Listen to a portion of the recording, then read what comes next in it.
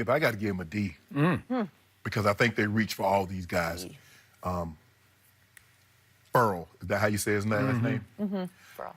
Skip, I think he's a good player. I think he's a really good player. But it's hard to evaluate him when he got two other guys going to the top 17.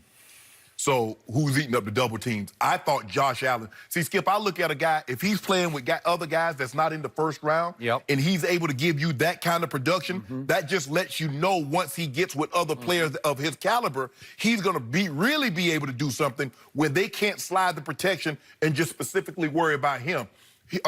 Christian Wilkins, Dexter Lawrence, all those guys, top 17 picks, played alongside Furl. That's not to diminish him, Skip, but I believe you could have waited a little later to get this guy.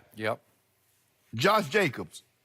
Skip, what's concerning to me, he was the third leading rusher on his own team. He's the only running back taken in the first round. That concerns me. Because guess what? Basically, you traded Lamar. These are will forever be linked. 24 and 27. 27. That's Amari Cooper. That's Khalil Mack. You traded a running back for a three-time Pro Bowl wide receiver. What's the Abram? Safety from Mississippi State. That's Khalil Mack. You traded a defensive player of the year, a three-time or four-time first-team All-Pro for a safety. If he ain't Ed Reed, if he ain't Troy Polamalu, and he ain't a Rod Woodson or a Ronnie Lott, no, sir. That's what I don't get, Skip. Well, it's hard to get Ronnie Lott at that pick. It was just hard at that point in the draft. That's why when you get a Khalil Mack with the fifth pick in the draft, you don't move him. Skip, here's the thing. It was reported that that the Raiders sent all their scouts home because they didn't want anybody to reveal their draft board. Don't worry about it. If they don't reveal that, they're like, we don't want them. Because we can get all the players that you get right now. We get them later. You good. Well, I don't think anyone's going to take Cleveland at 3.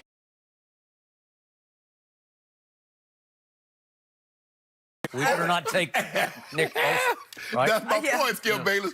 You don't want anybody to reveal your draft board. I can assure you nobody had either of these players that high up on their draft board where they were selected. Maybe Jacobs because he was universally regarded as the best running back in the draft. But he finished behind two other guys on his own team in rushing, Skip. I just think I think they reached a lot. But this is what Gruden wanted. These are his guys. He's forever tied. Now, let me tell you something. Abrams and Jacobs, boy, they better be surefire hellraiser, Skip. Because you see what Amari Cooper's doing, and you see what Khalil Mack's doing. And you had those guys on your roster. I don't like this. I want to hear what you got to say. Gruden's one of your guys, so I'm going to see if you're going to give him some love. Skip? I'm going to be objective about this, as opposed to the guy who doesn't like Jon Gruden across the table. And I'm going to give his overall first-round 3 picks a B. A B? Yep. And I want to go to the bottom first. I love Josh Jacobs every time I saw him all year, and it tormented me, it haunted me that my Oklahoma Sooners failed to recruit him out of Tulsa, Oklahoma, while Nick Saban swooped in and said, I'll take him. Thank you very much. Because every time Josh Jacobs touched the football for your Crimson Tide, he looked beast mode-ish to me because we're talking about 5'10", 220 pounds of attitude. We're talking about running with force and fury. He is knees and elbows. It's beast mode-ish. And I think Raiders fans will fall in love with Josh Jacobs, who has a little chip on his shoulder because he was under-recruited coming out of high school, and then he had to play in Damian Harris's shadow for a while last year. And all the reporter, Skip, he put his videos up on YouTube. He had to create his own website in high school, his own Twitter account. The attention. Right? Okay? So I like that pick.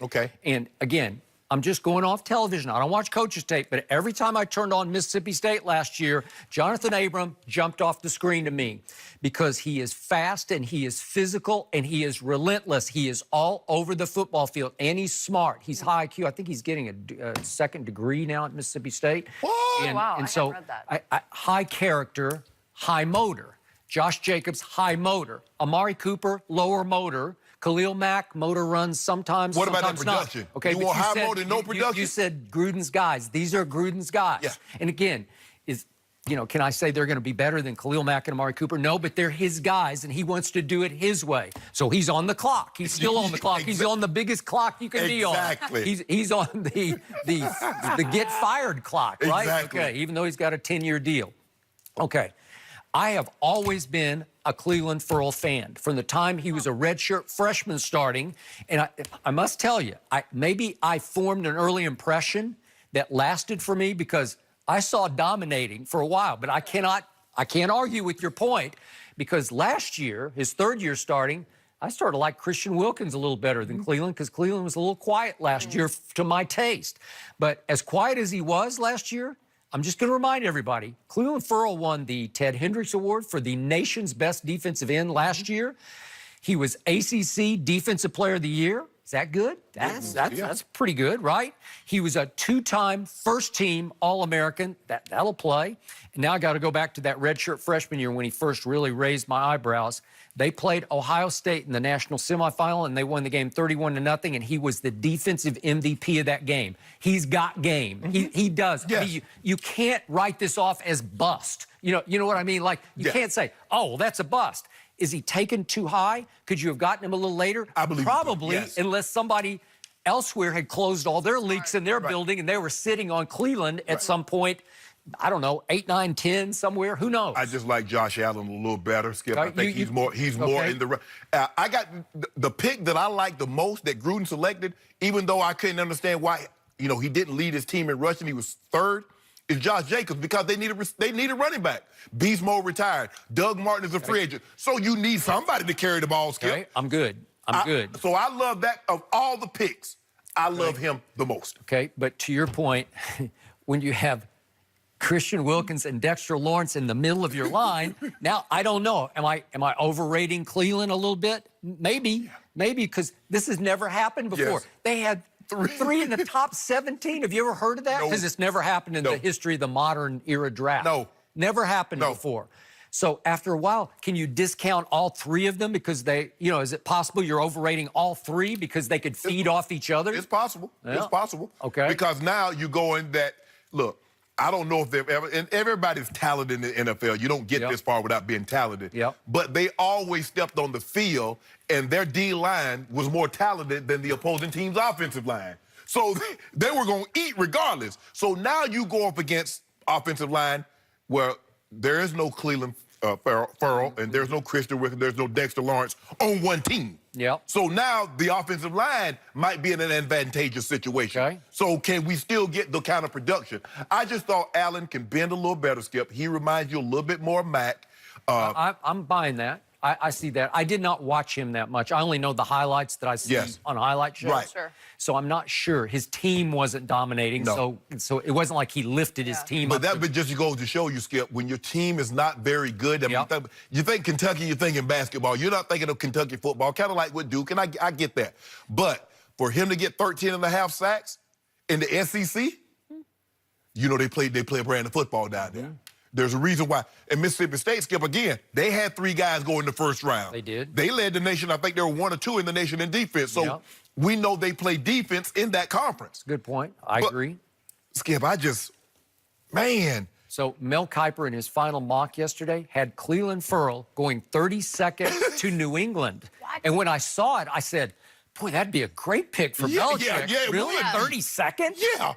He went 4th. Yeah, when they 4th announced it, I was like, did I miss 4th something? to 32nd. From these But again, if he's as good as I think he can be, then it's okay. If that's your guy, it's okay. It's like we're back to the Daniel Jones. If you're trying to tell me, oh, you are sold because he's your guy and he's going to light up in your system, okay, maybe. I just think Clelin Ferrell is way better football player than Daniel Jones is at his position. Yes. So this is not a bust. It may not be a Hall of Famer, right? And you want it to be a Hall of Famer. You got to, Skip, with that high of a pick.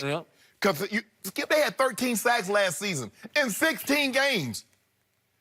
Khalil Mack almost had that many by himself. And he talking about, well, we can't generate a pass rush. That's why everybody burst out laughing, Skip, when he said, well, we can't generate. Pass rushers are not easy to find in college because they run a lot of bubble screens and guys got to chase down plays and they don't just, exclusively rush the quarterback. And everybody's looking at him. does he realize he had Khalil Mack on his roster? Who was a defensive player of the year and an all-pro player at 2 positions? Yeah. Did he realize that? And he traded him away? Skip, look, I understand that when you come into a situation, a lot of times we see this, it doesn't matter the sport. You want to get your guys. But the new guy that came in for the Angels, he ain't trading Mike Trout. No. Oh, that's a Mike Socha guy. I want my guys. That's a good, yeah. Skip, when guys are really good, But, you don't. but Khalil Mack is not that guy. He's not Trout. No, but Skip, you got to realize he was the reigning he was a defensive player of the year. Skip, he's not even 20. He's not even 30. Yep, there are a lot of games I watched when he was a Raider when I needed him to rise and shine, and he didn't in the fourth quarter. Skip, it gets hard to rise and shine when you're the only pass rusher they got. He got 11 sacks, and the next closest guy to him got 2. Yep. So if I can just send the protection to you and chip you, and I ain't got to worry about anything else, that's what I'm going to do. But we're going to see, Skip. This is all him. This is all him. So we're going to see. Okay, the reason I'm giving him a B is he got 3 players I really liked. Seriously. Now, am I going to predict they're going to be Hall of Famers? I just can't. Well, you traded a Hall of Famer. They better be. Are you sure he's going to be a Hall of Famer? Khalil Mack's going to go. If he continues on this projection, Well, if he continues. doesn't get hurt, All right. he's going to be a Hall of Famer, Skip. He's going to be a Hall of Famer. Skip, the guy made an all-pro team at 2 different positions. Okay. That's never been done before. I'll bet these 3 will help spark the Raiders next year. You're going to get pop out of all 3 of them. That they'll jump out to you, and you'll say, "Ooh." So they won't pick 4th in the draft next year. They'll pick what? 12th? 7th? Exactly. Well, you better be right. Yeah. You better be right, Skip Bayless. The safety, Skip, he better be Earl Thomas. Okay, he's not Ed Reed or Troy Polamalu or one of the all-time great safeties. Can he be Earl Thomas? I mean, Earl Thomas went a lot higher than this. I don't care. Yeah. But that's Khalil Mack. He tied to Khalil Mack. Because when you make trades, what always happens, Skip? Okay, he was traded for such and such. Yep. Whomever trades for Anthony Davis, that's going to be the compensation. Or if you get a first-round pick, that's going to be, okay, what do we get for Anthony Davis? Well, what did you get for Khalil Mack? That's him. Jonathan Abram, safety out of Mississippi State. Okay. What did you get for Amari Cooper? Okay. Are you willing to bet right here, right now, that Nick Bosa is a Hall of Famer? Is Quinnen Williams a Hall of Famer? Are you sure? No, let me ask you a question. Would you take Nick Bosa, Quinnen Williams, or Cleveland? I'll give you the edge there. But again, there was a time, he's had moments when I said he was the best of those 3. There are moments. Listen, I just read you the accolades. They're high. At his absolute best, do you think he had a season comparable to what Quinnen had this year?